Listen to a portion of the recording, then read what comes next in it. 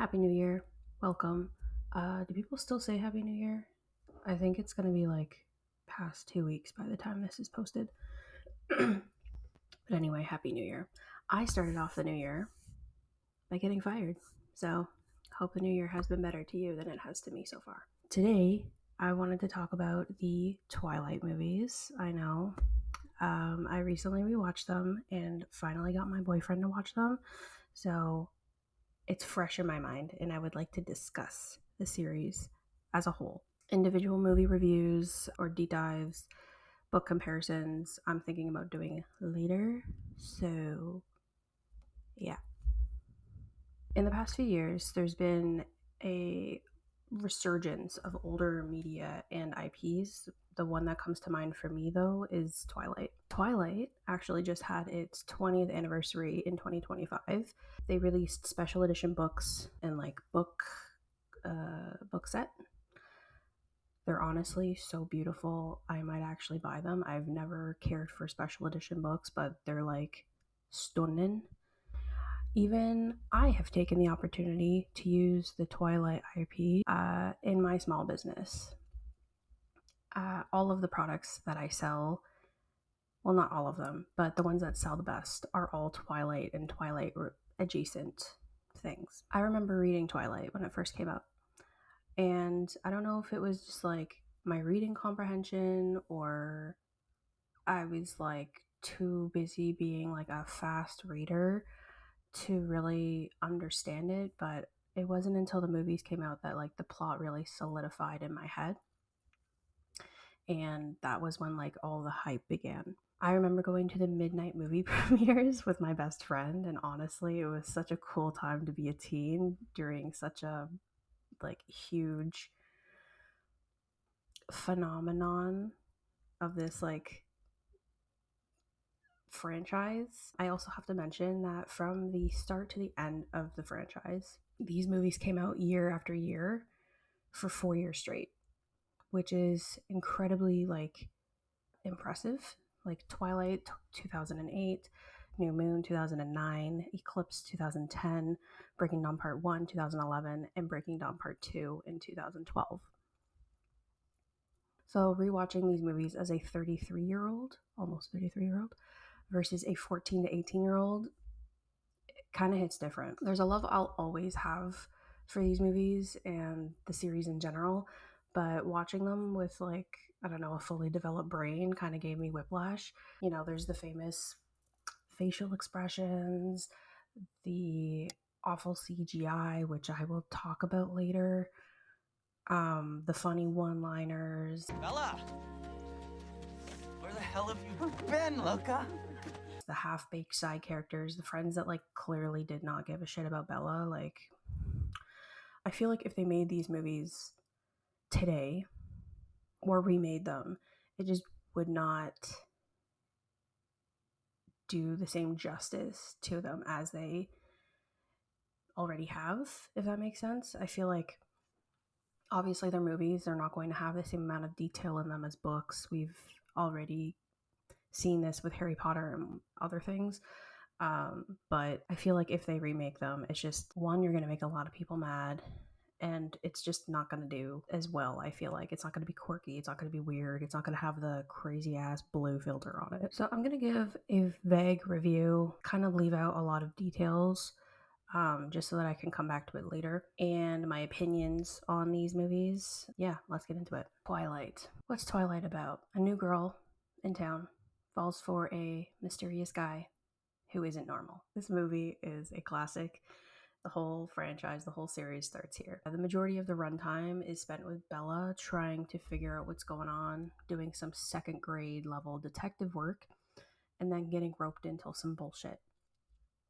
So Bella is new to town. She meets a guy that thinks she smells delicious and falls in love with him. And now that might seem like an exaggeration, but it does happen nearly that quickly. I personally find it to be most unrealistic that a mid-year transfer student would be as popular as Bella was. 1000% unbelievable that three male friends slash classmates would instantly have interest in her. And that's not even including Edward. So that is 4 guys, 4 men that like Bella in some way, like right from the start. Not to say that she isn't pretty or that she's not, attractive, but I think that's more unrealistic than there being fucking vampires. Very little time passes before Edward actually admits that he's a vampire. I think it's not even a month from when they first meet and he's got the black eyes and he's stinky, to when he actually admits to her in the forest. You're like my own personal brand of heroin. What? He has the skin of a killer, yada yada, he's shiny, sparkly, and the ability to read any and all minds except hers. Of course, they had to give our girl Bella the thickest and coziest set of plot armor.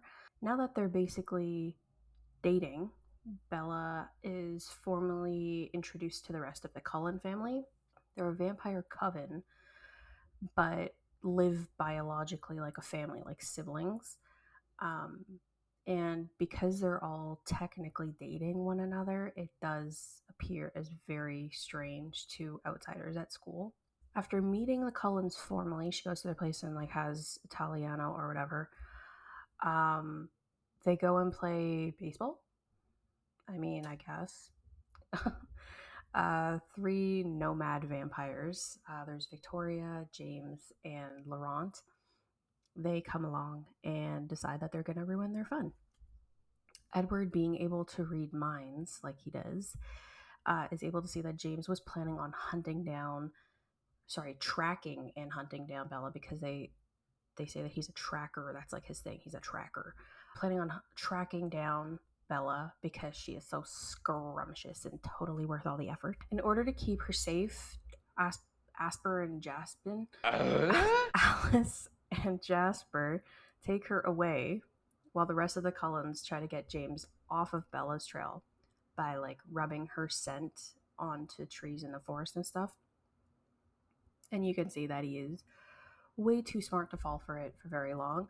I don't know how he figures out where she ends up, because like he figures it out pretty fast. So anyway, I will say I do like that they made it so that vampires need to be torn apart and set on fire in order to kill them. I think it takes the like cutesy made for teen vampire image that's been created and makes them a bit darker and more in tune with and more aligned with the standard vampire lore like Blade or True Blood. Part of the problem that I have with the like near end of this movie, so the dance studio, I'm not going to get into all the details because that's going to be another video, but she was nearly murdered at the dance studio and she's now in the hospital. And it is just accepted that Bella is a klutz. She's a klutzy girl. She falls. I don't understand how no one questioned the story that was given about what happened. She got into an argument, went to wherever, and then fell down some stairs and out a second-story window.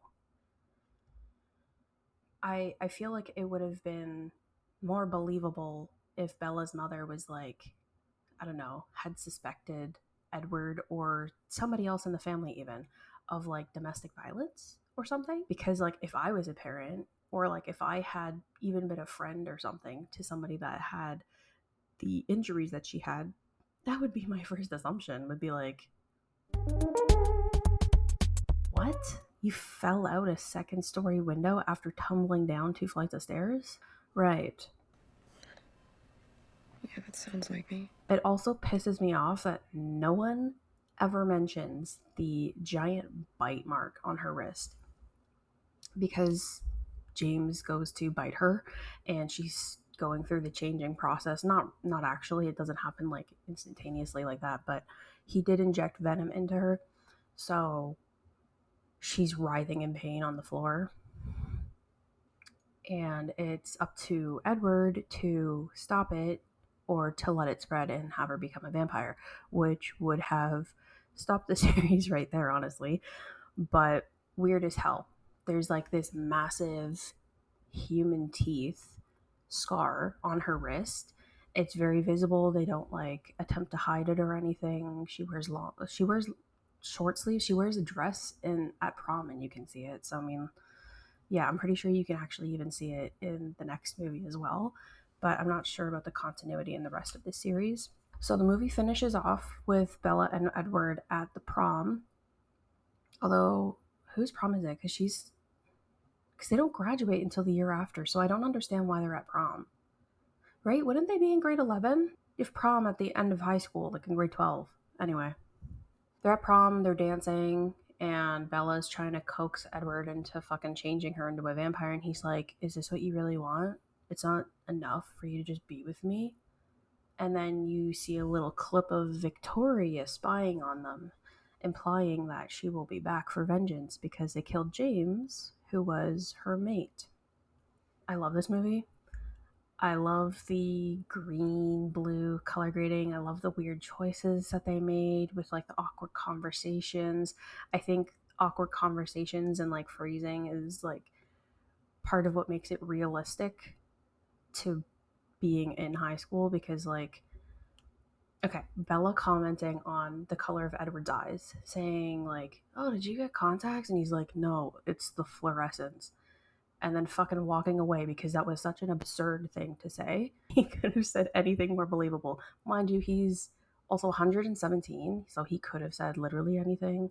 But anyway, but that's what makes the series so funny and so like kitschy, so quirky. Like they could have said anything else, but like he said that. Moving on, we're going to discuss now New Moon, the second movie in the franchise. New Moon.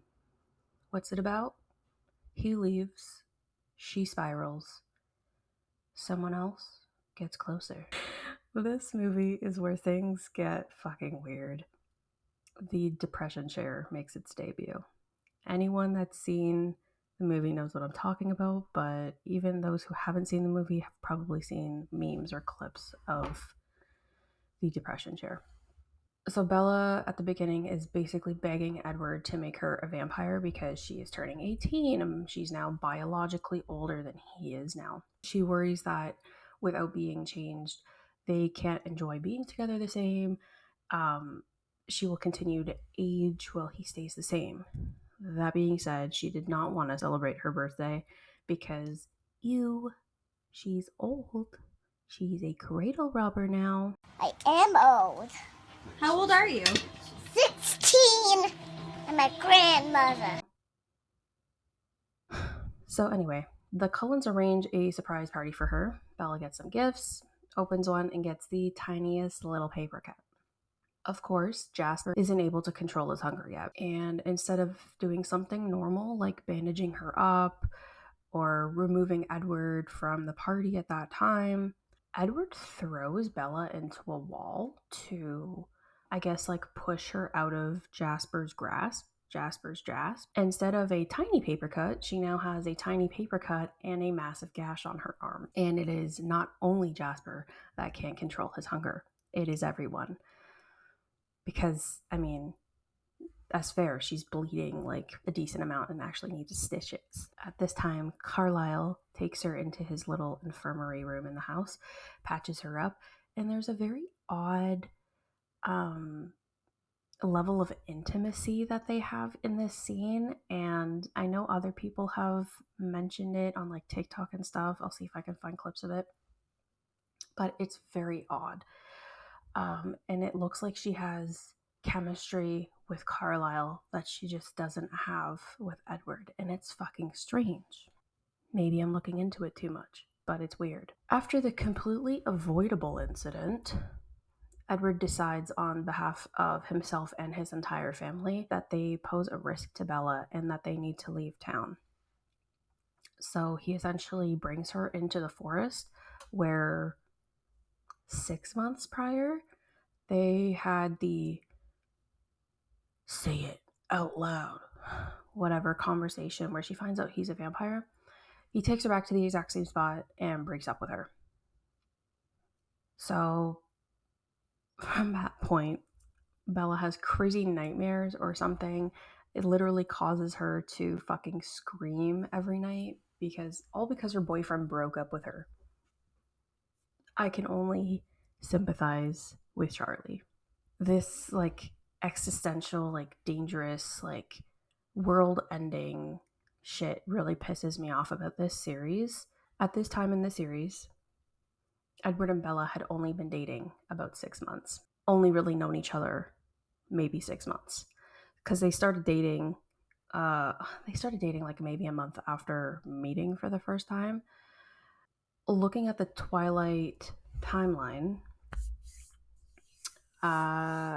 Edward would have been gone about 7 months. She shuts down and does her crying, sitting in the depression chair, scream, sleeping thing for about 2 to 3 months, which is a crazy ratio. What I like about this storyline was that Edward leaving meant there was an opportunity for Bella to spend time with Jacob, and it means that we as an audience got a chance to get to know him. Unfortunately, she ends up doing some risky shit in order to see visions of Edward. It wasn't until watching it this time around where I realized that it was hallucinations and not something else.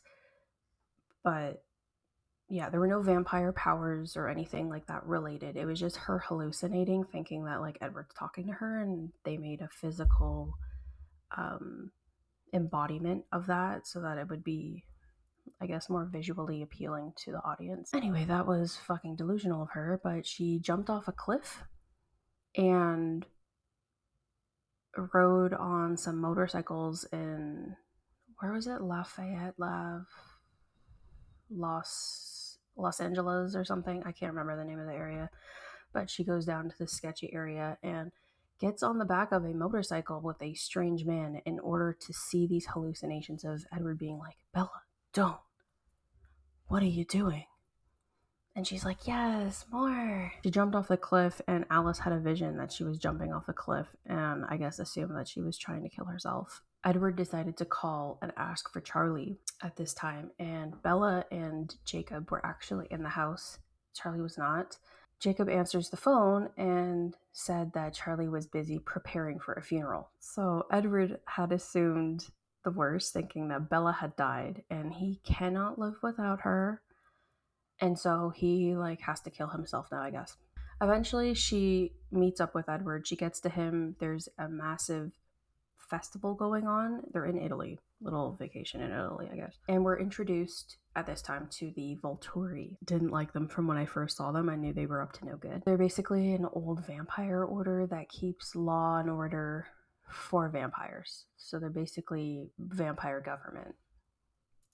The biggest, most important rule that they have is that vampires stay secret and keep their identity hidden from humans. Clearly, the Cullens have not done that, and Edward is being tossed around a little bit back and forth by these Volturi guys, and he's about to get his shit smashed in until Bella's like, wait, no, please, kill me instead. And they're shocked that a human would put their life on the line for a vampire. Curious about this, they decide that they are going to let Edward live with the condition that they will turn her into a vampire. And I believe there was a time limit that they had to do that. A thing that bothers me about the rule that they have is like, who fucking cares? Vampires are supposed to be predators. Why does it matter? Why does it matter if humans know that they exist? Also, if Edward did show himself in all his like sparkly wonder to all the humans in attendance at the festival, I think there's a really big assumption that they would all recognize sparkly skin as a vampire trait. If anything, it would have gone unnoticed, I think. I don't know if that's how this universe would work. Okay. Moving on to the third movie in the series, Eclipse. And this is going to be definitely the shortest section of the entire video. I have literally nothing to say about it. So Eclipse, what is Eclipse? A love triangle plus a lot of running and fighting. So for whatever reason, Eclipse is the least memorable for me. I have the least to say about this film. I thought that it was just me, but I looked on Reddit to see if this was a common theme with other fans, and it is. So, like I just said, I hardly remember the main point of contention or anything. I remember that Brie Tanner is introduced, but the only reason that Brie Tanner even sticks out to me is because the book was created on her story.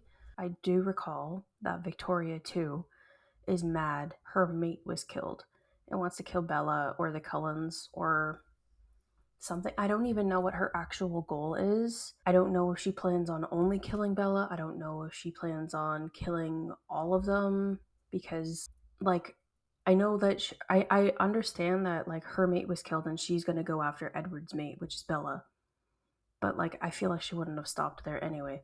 But I don't know what her goal was if it was just Bella. Anyway, forgettable as a movie, forgettable as a story, I guess, as well. I don't know if the change of actress had anything to do with it. Weird choice that makes the series is what it is, I guess.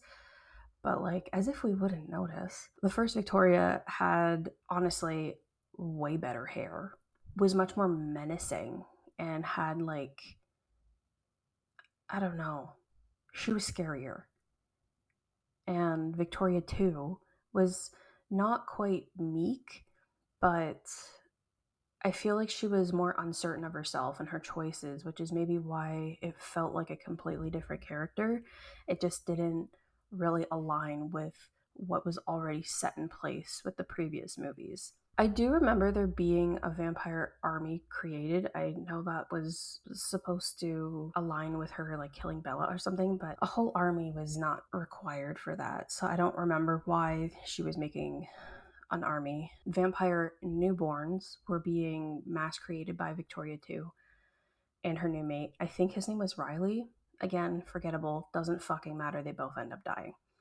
I think there was a sighting of her in New Moon, but like I guess like for that period of time maybe she was like collecting her army, like creating her army, but like it just feels weird to have like this break where like they were chasing after her so like viciously and then they had like a whole break of I don't know, several months and then well 6 months.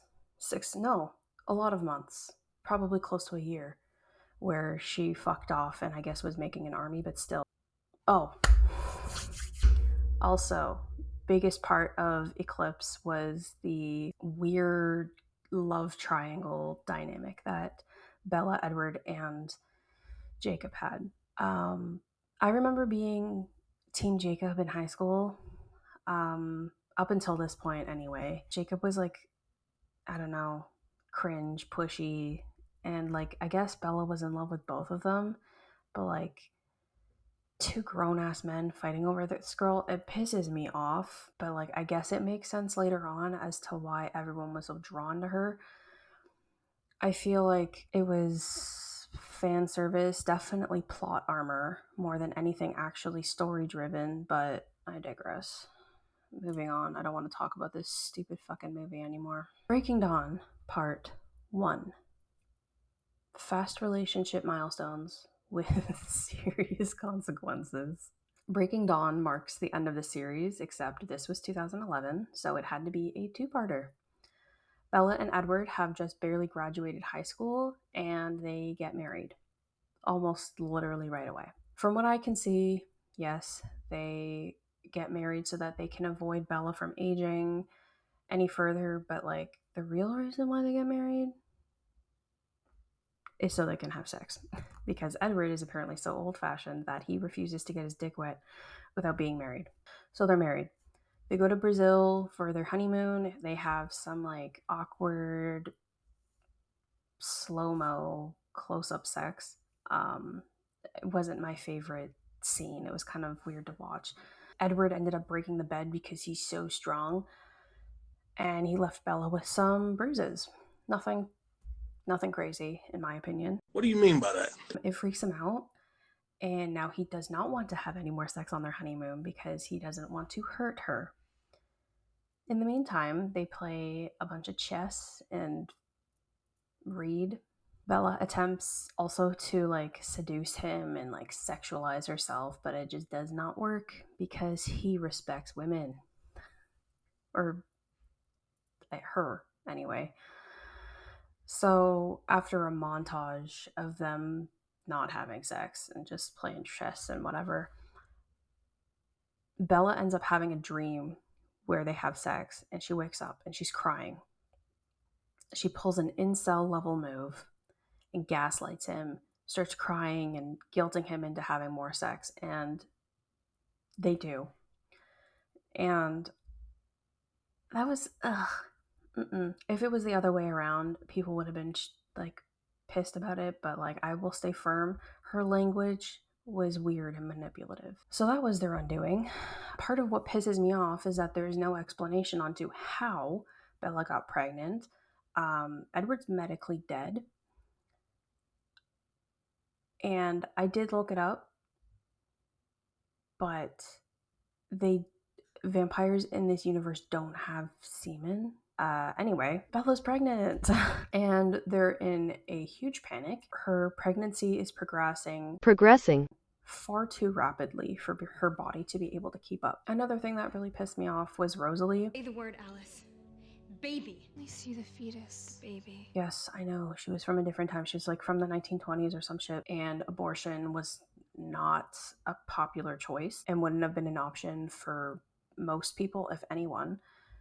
And I know that she wanted to be a mother very badly, and her being a vampire now, that was taken away from her. To that, I can sympathize, but realistically, Bella being pregnant was fucking killing her.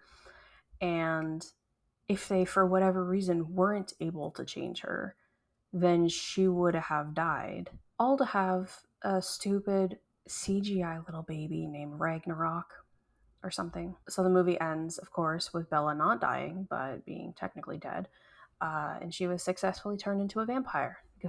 She's yassified. Breaking Dawn, Part 2. Everyone shows up, tensions rise, and things change. That is the vaguest, stupidest. Okay, this is the finale. The Volturi are pissed that Ratatouille exists, and they believe her to be an immortal child. I think this is one of the most confusing things about the series, this movie. Term immortal child is used to explain children that were created to be vampires as children, not born vampires, because technically vampires aren't born, but they are created as children as vampires and they never grow or anything because that's when they were created. Anyway, terrible name. I think it's too confusing. Vampires are immortal in this universe. They don't die of natural causes, but they're not invincible. Yeah, so they have to be created, not born, like Reggae was. Looking at the timeline of the series, Regurgitate would have been biologically 3.5 months old when the Volturi come to talk. Meanwhile, she's as large as like an 8-year-old, has fully formed thoughts and opinions. This was also something that was not explained. I'm not sure if that's something I'll be able to find in the book as to why she's able to walk and talk and do all of those things as technically an infant. Yes, both in vitro and after birth, she grew really rapidly, but it doesn't explain why she is also gaining these skills. So this is something that annoyed me because it's not something that is explained in the movies. It's something that if you want to really know about, you kind of have to have read the books already or research it, which people don't want to do in order to watch a movie. So the reason Renesmee is so smart, is so like advanced for what should be an infant still. She's only 3.5 months old at like the climax of the movie, is because as a fetus she already had consciousness, of course, and she was already able to understand her surroundings and communicate with others. And because Edward is able to read minds, he was able to read her mind and say, oh, she likes the sound of your voice, so talk to her more. Definitely not bulletproof, but yeah, yeah. Anyway, When I reread it, I'll get some more insight. I'm gonna yap about this one for a bit because it is the end of the series. Okay. I feel like a large chunk of this movie is the Cullens looking for what they call witnesses, literally across the entire world. Vampires to vouch for them, that they are not harboring an immortal child, but just a hybrid accident. Now, the only reason they even assumed that they had an immortal child to begin with was because of Irina, which is one of their cousins, sees Raphael and thinks she's an immortal child just by looking at her. Mind you, at the time, she was like flying, kind of, which is a little suspicious, but there was no conversation that was had between Bella and Irina before she literally bolted, ran, and tattled on her to the Volturi. So after Irina saw the levitating recession, Bella and the rest of the Cullens were fearing for the worst, and they decided it would be best to gather friends and family from all around the world to vouch for them as witnesses. They searched, I don't even know if all of them went there. Some of them just showed up, but they searched England, Ireland, Egypt, Amazon, and they also had some nomad vampires show up, so they're not really from anywhere. They don't have a home kind of thing in order to join their cause. Skip forward like way the fuck because I could not be bothered to get too far into the details. So after everyone is gathered, there's like 20-ish vampires that are gathered on the Cullen side now. The Volturi decide they want to come and talk. It's literally a massive army. There's like 1,000. Actually, there's definitely not 1,000. I was exaggerating a little bit with how large the parties were, but there was only actually 32 approximate vampires on the Volturi side when they come to Forks, not 1,000. Italians that come on behalf of the Volturi, all wearing the creepy robes. Carlisle was very adamant on not fighting them and only speaking to them, but they were prepared for the worst. After they arrive, Aro asks to see Rasputin. So Bella, Emmett, and Jacob go across the battlefield so that he can meet Rotisserie. The little baby,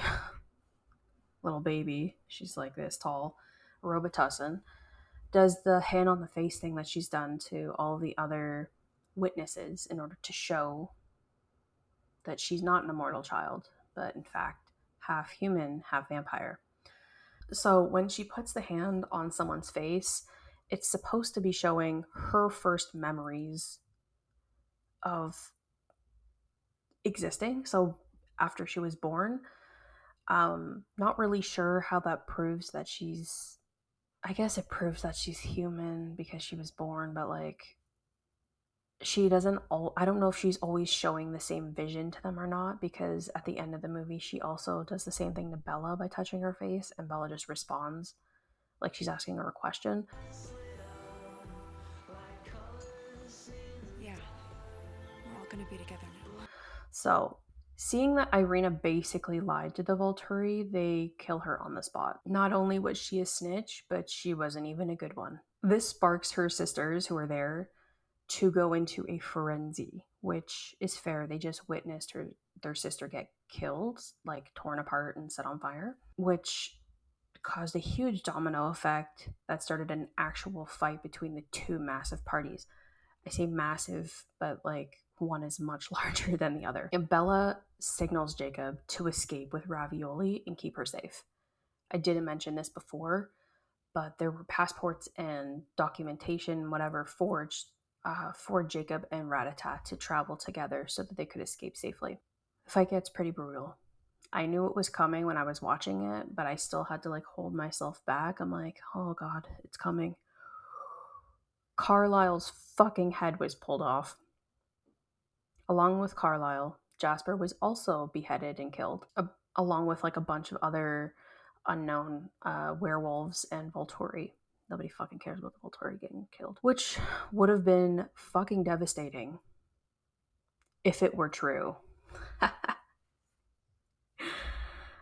None of that actually happened. We got you. It never happened. Except for Irina. Irina actually is dead. So Alice and Jasper show up late to the party, and when they get to the front of the battlefield or whatever, where the Volturi are, she shows a vision to Aro of what could have happened had they chosen to fight on that day. Jasper and Carlisle are alive, but so are all of the Volturi that were killed in the vision as well. Aro is now basically spooked. He's, I guess, not wanting to die, and decide that it would be in their best interest for them to leave.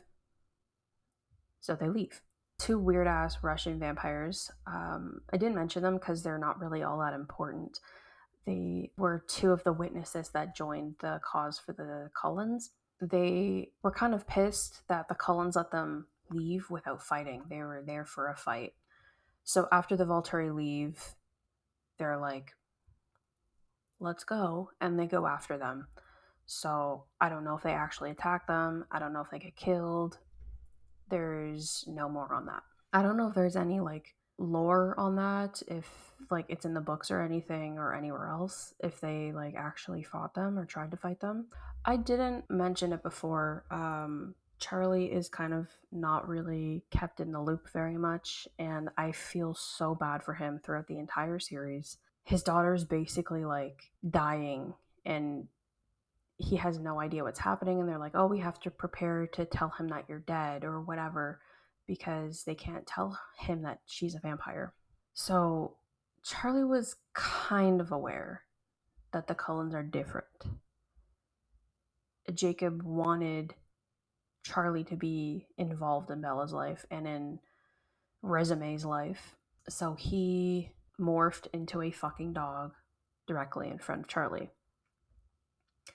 Because of the rules of the Volturi, they can't technically tell Charlie what they are, but he knows something ain't quite right. The movie ends with them standing outside. There's Bella and Edward, Renesmee, and Jacob. They're all like kind of standing there and they're like chatting and having a great time. Alice is like staring at Jacob and Rename Me and has a vision of them being together. Initially not looking super romantic, but I think it's implied that once she's older that they will become like partners. My thoughts on the imprinting, honestly, initially like when I first saw it or like heard of it years ago when I was like 18, when I saw the movie the first time, I thought it was fucking weird. I thought it was creepy. But now I would say I don't love the idea of it. Like she was literally just born. But it was done to protect reconnaissance. In my eyes, it wasn't weird. It was done as like necessity. He wasn't a cradle robber or a pedo or anything like that. He did it out of a part of his like biological need as a werewolf, but also like out of necessity. If he hadn't imprinted on her at the time that he had, Remedy and Bella would have been killed, along with probably the rest of the Cullens in the house. Imprinting on her, the rest of the tribe has to also keep her safe. Or not, they don't have to keep her safe, but they're not allowed to harm her in any way because that goes against their laws. By the end of the saga, Twilight becomes more than just a vampire romance. It's a full-blown supernatural drama about obsession, loyalty, and making choices that change everything. Across the 5 movies, we go from like awkward first love to high stakes conflicts involving vampires and werewolves and ancient cults, all while the emotions are high and intense and there's action. It's dramatic, it's messy, it's sometimes, it's a lot of the times fucking ridiculous, but it's iconic. And it leaves behind a story that is less about logic and more about commitment and identity and going all in for love no matter the consequences. So this was a brief-ish overview of the saga. I skipped so many details and pieces that tie things together. but I do plan on doing more like deep dives or book versus movie comparisons. It took me a minute to write and put together, so I hope it makes sense and I hope it's cognizant. I feel like I gave up partway through when writing. If you enjoyed, please like, maybe throw me a bone and subscribe. I hope to do more of these style in the future. Bye!